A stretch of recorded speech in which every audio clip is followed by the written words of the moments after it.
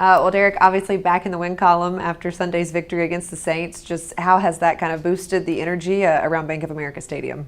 Man, I think the energy is the same, to be honest. It was good to get a win, but I think we got so many guys in the locker room that's just so hungry for more than just a win. We set out goals as a team, position groups, and that's what we want to be able to obtain by the end of the year. And Coach Rule said earlier in the week, like, he really hopes that everyone within the organization sees that what you're doing, the work you're putting in, the process that you're buying into is validated after that win. Would you say that everyone kind of feels, okay, yeah, those first 2 games, it was tough. We lost by a combined 5 points. We went out there and we won this game, so we are validated in what we're doing here? Yeah, I mean, everybody knows from the beginning. I mean, we all agreed when we got to Walford was to, trust the process. And if we're going to be a great defense, and, in our situation and a great team, we got to be able to rely on one another and the process for each one of the special teams, defense, and offense to go out and get better every week, and to when we're not doing good for the offense to pick us up, or when they're not good for us to pick them up, and that was just the mindset we took since the first day we stepped on campus in Walford this year. Yeah, and speaking of the defense as a unit, you guys obviously had your best performance so far this season. What was the key to the success that we all saw on the field? I think it's just playing with that same hunger. I mean, I feel like it hasn't been different from week 1 to now, or when we were in New York. I mean, we just came up on the short end of the stick, but for us to be able to go out and put on a dominant performance, that was great for us. Yeah, and speaking of performance, your performance, obviously you had the interception that has everyone talking. Just take me through that play and what was going through your mind in that moment.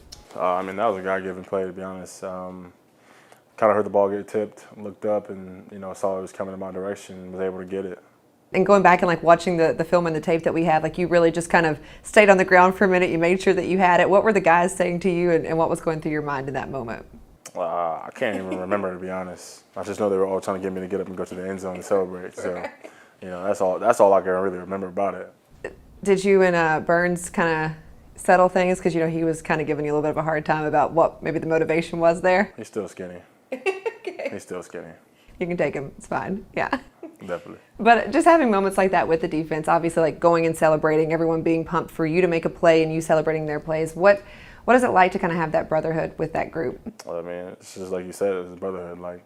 Blood, sweat, and tears is how I think about it. From having been out in Walford, we've been working our ass off. So it's been from freaking July 27th all the way till now, and I'm like, if you don't got my back by now, then it would have already shown. So for us to be able to trust one another and go out there and do what we do is a special feeling. Yeah, and I think it's been obviously a lot of outside noise, and I know you guys are in the facility and you're working and you look to block that out, but fans maybe show up at games or they get on social media and all of that. But has it been hard at all to kind of know that there's some negative energy out there? I don't even think about it, to be honest, because a lot of stuff that gets said, outside in the outside world, nobody's coming here working and doing our job for us, and I don't even think about it. Yeah, and so to know you guys go and you got the win, and now maybe that can kind of put some hush and some quiet on what people are saying. I just believe it's like, people gonna say whatever they want to say. Yeah. They're not gonna do anything about it. So it's just kind of like, we got to be the ones that work and change this. So if we listen to what they got to say, it's gonna set us back. And then looking ahead to Sunday's game, Arizona Cardinals, Kyler Murray coming to town. What are you kind of studying with that offense, and how are you preparing for that? The offense is a high-power offense. It hasn't started off so fast for them this year, but you got to look at the Oakland game where they came all the way back from a deficit. So it's a high-power offense, regardless of what the record says. So we're just gonna attack them for what they are. Yeah, and kind of bringing up that game and some of the plays that Kyler was able to make. How do you contain a quarterback like that? Lots of film and lots of work on Wednesday, Thursday, and Friday. Right. And then for you in the off season, you kind of told us you lost some weight, you put in some extra work, you went through some ups and downs last season as well. Coach Rule shared some of that with us. But what went into this off season and getting ready to be out there to go out and dominate like you have this season? It was a focus factor for me. I had a lot of things going on in the off season. I kind of just tried to, will my focus back. As soon as the season was over with, I immediately started focusing on, what I wanted to get out of this year, and that's just the approach I took on it all spring. And it was a good deal for me, my family, just being able to focus and kind of work out at home and be around my kids a lot, family, wife, and just hang out. Yeah. Speaking of focus, obviously you're a father of 2. How's it balancing football and fatherhood?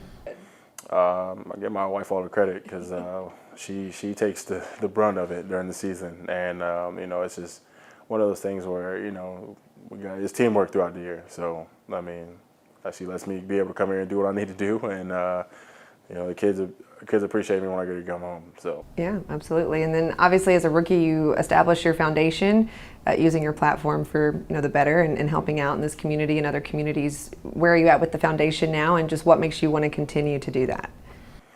You know, the push behind the foundation was really because, I mean, growing up, like, you know, I didn't grow up with everything. You know, there was a lot of people that helped me along the way. And, you know, for me to be able to be in the situation I am now and to be able to give back, I mean, that's just giving back tenfold, in my opinion, because, you know, I was blessed with a lot, blessed to receive a lot.